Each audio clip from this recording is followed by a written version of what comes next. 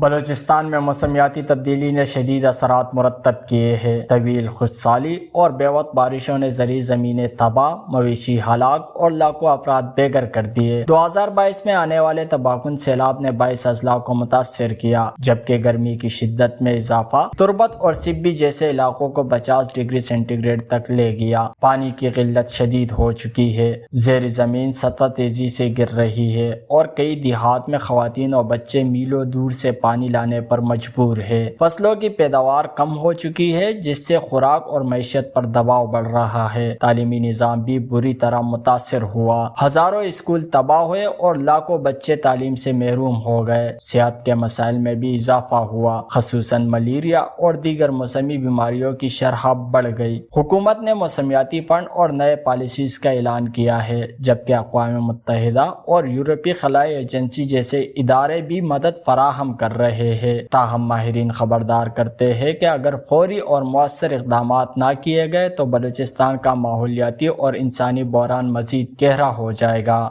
وش news, Balochistan.